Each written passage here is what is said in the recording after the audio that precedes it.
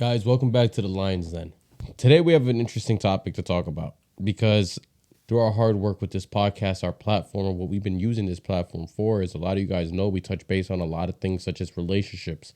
We touch base on mental health and things of that nature. And overall, through this effort, we've been able to save over thousands of relationships, as well as helping people realize that maybe they're fighting for a relationship that's not worth fighting for. If I could assume, I would say roughly about 60 to 70% of our viewers that are watching this right now are probably in a relationship that they shouldn't be fighting for. They're probably in a relationship that's causing them more harm than good, but they hold on to hope. They hold on to this idea that things will get better, just for them to realize in the long run that things won't get better. And a lot of you will probably relate to this in a sense because a lot of you have probably been in these relationships where you held on thinking things would get better. And then over time, you realize the hard way that nothing ever changed. This person that you thought was going to be your everything, this person that you thought was going to be with you forever, ended up just being the biggest lesson you could have ever learned. And unfortunately, it was a lesson that came with hurt. It was a lesson that came with pain, but it taught you more about yourself because now you realize that not everybody that seems like they have your best interests at hand truly actually wants the best for you. And most people, they enter a relationship because they seek to gain something from you.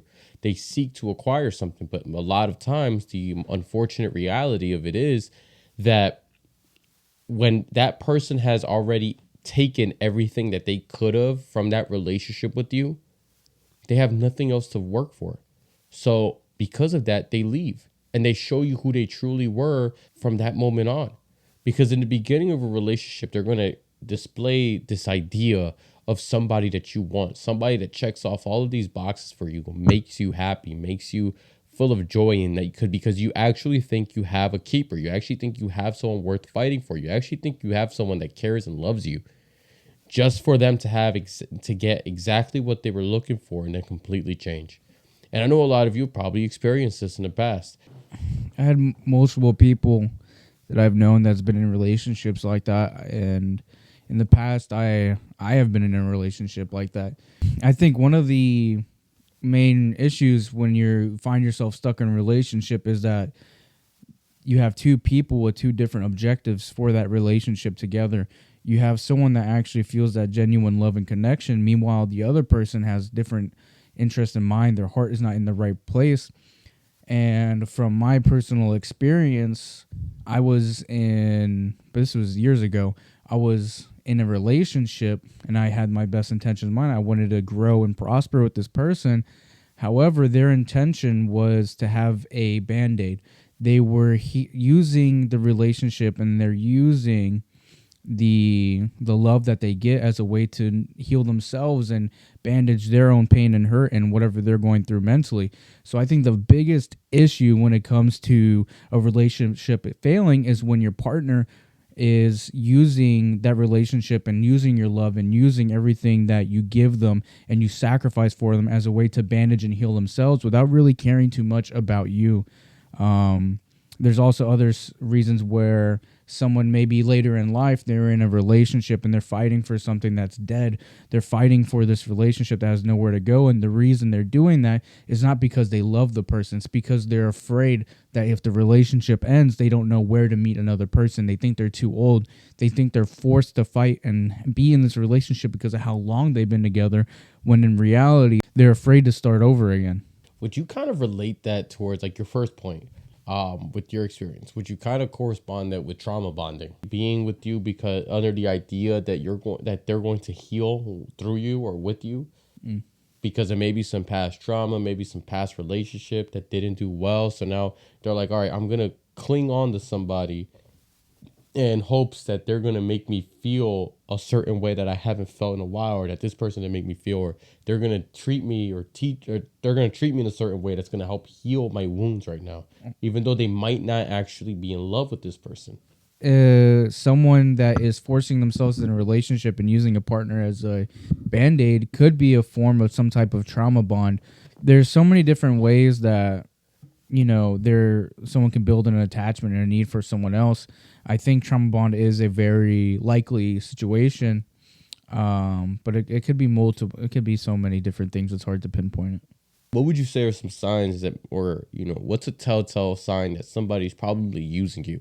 Somebody's not in a relationship because they love you, but maybe they're in a relationship because they could gain something from you. I think the one of the signs, if you're in a relationship that's one sided like that, where your significant other is using you for their own personal gain, is when all their interests and everything that they do and they talk about, all the activities they want to see, everything that is supposed to be a together thing is mostly about them. When it's constantly about them and never about you, and they show no interest to you, then it's a clear tell sign that they don't really care about you. Or if whatever you're talking about, they don't really show interest in it, then that's another sign. Like, that's a sign that they're only in it for them and they don't really care too much about you. So you're there for some sort of way to give them some type of attention. They want you because you're the only person that gives them attention, validation, and it could even be for a sexual desire, that they never really saw a relationship with you. What they saw was an opportunity to get with you. Yeah, and I could definitely agree with that. A lot of times when you're being used by somebody, they don't see you necessarily as somebody that they can grow with in the long term, even though you might be seeing them as such. However, what they're seeing is somebody that they're seeing you as somebody they can get over on. They're seeing you as somebody that can give them what they want without them having to really work for it or fight too much for it. And I would say another crucial sign as well is, if you want to know whether or not somebody's using you, see how they react towards commitment conversations. See how they react when you start trying to have a conversation with them about something along the lines of commitment. Most of the time when somebody's using you, they do not like to talk about commitment, because of the fact that they know that they truly do not want to commit to you. They're not truly prepared to commit to you. And most of the time, well, if not all of the time, what that shows you is that you're probably being used in your relationship. Because if somebody's avoiding commitment conversations, somebody does not want to talk about commitment, and you've been in this relationship for a while, you can almost 100% believe that this person doesn't truly want to commit to you, because they want to continue reaping the rewards for something that they're obtaining just from being with you, without having to put too much work into it, or without having to actually commit to you. And then another thing is, notice how your relationship is like. Is your relationship mostly transactional? Is it one of those relationships where you give and then you gain in return? Or is it one of those relationships where you constantly give and give and give, but you feel like you gain nothing in return? You feel like this person doesn't reciprocate the same energy and the same level of love and attention that you provide them. They don't reciprocate that back to you. And that's a third key sign to tell if somebody's using you, is lack of reciprocity. They don't reciprocate the same amount of energy, attention, affection, love, or even effort that you put forth towards a relationship. If you're noticing that, there's a high likelihood that you're currently being used and you have failed to realize it. And if you fail to realize this, this is your sign right now, while you're watching this. This is your sign to get up, walk out, and find somebody that's going to add value to your life, not somebody that's going to take away from you. Not somebody that's going to take all of your energy away from you. Not somebody that's going to drain your spirit and take who you are for granted. Because I can almost guarantee you that if you chose to walk away and if you chose to put yourself first, you would 99.9% most certainly find somebody that would truly value you for the human and person that you are, for the level of love and affection and attention that you currently are pushing out or putting forward towards a person that has no level of respect for you. But a lot of times you have to get into this mindset where you raise your standards to get to realize that this relationship you're in is not worth fighting for. This person that you're with, they don't necessarily care about you. They just care about what they gain from you.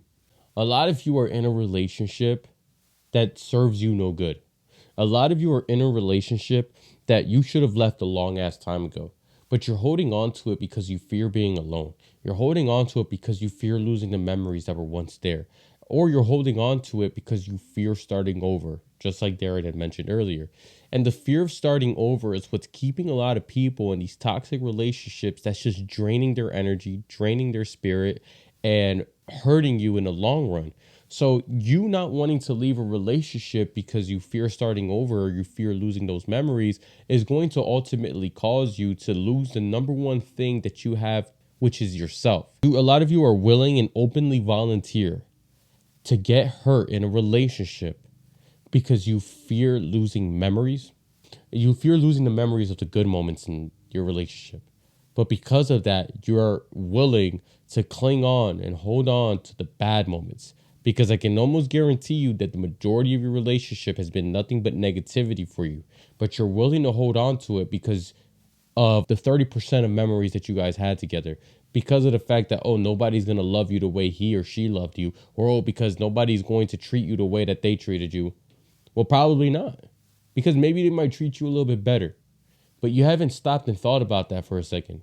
Because maybe this person has done such a phenomenal job at convincing you that you weren't worthy enough of somebody else's love. Maybe they've done a great job of convincing you that you asked for too much or that you are not enough. But because of this, you're willing to sacrifice your own happiness and your own state of mind and your own sanity just to live up to an image that somebody else wants you to live up to. You're not even living for yourself anymore. You're living for somebody else. Meanwhile, as you continue to give 100% of your energy and effort, they continue to give you 50%. Yes, you say you're happy with that. Yet you think that's what love is. Love is not you putting yourself in a situation where you have to constantly give and beg for someone to give something in return. You should never beg your partner to show you love. You should never beg your partner to be affectionate, to give you attention, or to show you any type of form of love or appreciation in any circumstance. A true relationship, a loving relationship and a loving partner, you would never have to ask them to show you love. You would never have to ask them for affection, appreciation. You should never have to ask them for reassurance. They'll automatically provide that for you. But if you constantly find yourself having to remind your partner about the things that are important to you, about your own needs, then there's a high likelihood that your partner truly doesn't genuinely care.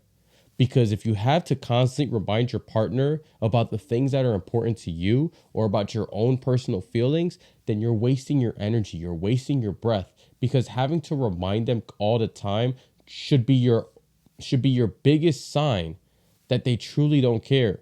And they'll give you what you want temporarily just to get what they want permanently or in the long term. And it's working for them, and it's sure as hell not working for you. True. One of the worst things about a toxic relationship is what it does to you.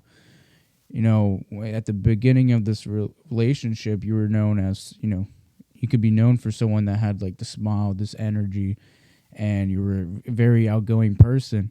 But as you're with this person that you thought was your everything, thought would care for you and be your best interest at hand, fast forward, now you don't go out, now you don't do anything, you don't know who to trust, you can't even trust your own family. What happened to this joyful person? It was the toxic relationship. The person that you put your love and your trust into destroyed who you are. And you don't really see it. You start blaming yourself. You don't blame this other person that ruined you. You start blaming you, and you start finding up and making up all these bad qualities. You say, oh, it's because I never do anything right. You say, oh, it's because I'm not as attentive. I don't care for the house. I don't care for him. I'm a terrible person. But in reality, is the toxic relationship has corrupted your mind. A toxic relationship will destroy you faster than anything else in the world. You got to think about it like this. You not only have to hold your partner accountable, but you also have to hold yourself accountable. Because there is a high likelihood that maybe your partner is not the problem. Maybe you're the problem. Sometimes we become blind to our own mistakes in relationships because it's so much easier to blame somebody for the reason why there's any form of catastrophe or for the reason why things go wrong versus taking a step back and actually being able to assess the situation and thinking, okay, maybe what they did wasn't right, but maybe my reaction to it made it worse, or maybe my reaction to it was wrong, or maybe I had something to do with it. Maybe they weren't in the wrong. Maybe if I didn't do X, Y, or Z, this would have never occurred. But the thing is, it's hard for a lot of people to admit that they're at fault for something that happened in the relationship, because then that means that they have to be accountable. And a lot of people fear accountability. A lot of people don't want to admit that they were the one that fucked up. So what that ends up leading to is you had these people that are in these relationships, and every time that there's conflict, it's always oh, you did this. Oh, but if you didn't do this or you did that, you always do this. You never do this. And then that becomes a back and forth battle. It constantly becomes a battle of trying to one up the other person when it comes to listing everything that their partner has done wrong. And that creates more separation in the relationship, because during conflict, if you're not able to actually look your partner in the face or in the eyes and say, you know what, I fucked up, or you know what, I disagree with your reaction, but I'm willing to accept the fact that I'm accountable for the problems at hand. I will 100% accept the fault for the reason why this occurred in our relationship, and I'm willing to work on whatever the case may be to change it. Instead, you don't see that in relationships. Instead, what you see is people that they refuse to admit when they're wrong. So because they refuse to admit when they're wrong and they live in this world full of denial, they finally lose this relationship, because eventually the relationship doesn't work out. It's too much back and forth, too much drama, too much conflict, and most people are not going to stick around for it. And then they get into another relationship, and then guess what? This relationship fails too. And then every relationship that they get into ends the same way, and they start believing that it's not them, but it's everybody that they encounter, everybody that they meet. But what they fail to realize is they're carrying this same version of themselves that they refuse to be accountable for into every single relationship that they get into, without ever trying to work on change or without ever trying to work on becoming a better person. I'm glad you said something about that, because I've been wanting to speak on that. The number one problem that kills relationships is you. And if you constantly sit there and you ask yourself, why does all my relationships fail? Why can't I find a good person that treats me right? Why is everything going downhill? The world has gone to shit. All these people, they don't care about old traditional values, but every single relationship you get into constantly fails and leaves you broken. What's the one common denominator in that relationship? That's yourself. You're your biggest issue when it comes to a relationship. You're the reason why it fails. It's not the other person. It's not what they did. It's yourself. You are the reason why your relationship fails. Now, of course, there's situations where people can cheat on you. However, the problem where it comes to you is, one, your acceptance to the issue that your partner cheats on you. It's your acceptance of going and finding someone that you met on Tinder. It's your acceptance of going out and finding someone in a club. It's your responsibility and your problem of searching for the bad apple. You're always wondering why your relationship stinks. Is because you decide and keep on looking at the same fucking problem. You're touching and looking at shit, and then you blame everyone else. All you do is grabbing shit, but you're the one that's reaching out for it. You're your own problem in a relationship, and that's what one thing that most people fail to realize is that the reason why their relationship fails is because of themselves. Yeah, you can't complain that you're always dealt with shit if you're the one that's reaching out and taking it. If you're the one that's willingly having an open hand and accepting it. A lot of you are in a relationship that you should not be in, that is hurting you, is hurting your mental health, and is putting you in an overall horrible situation psychologically and physically, yet you accept this as something that's normal. You accept this pain, this torture of this back and forth battle of, does this person love me or do I deserve better? And when you're starting to question that, that should be your first sign to step away and leave the relationship. But so many of you accept this because you think that this is normal. You think that a relationship should be this problematic, or you think that this is what true love feels like. And I'm here to tell you, unfortunately, despite all of your belief, that's not true. Your relationship, true love should never come at the cost of your own mental health. And that's one thing a lot of you need to wrap your head around. So, again, today's video was a little short, but if you guys gained anything from this, we ask that you like, subscribe, and share this with somebody that could benefit from this video. And as always, thank you for tuning in.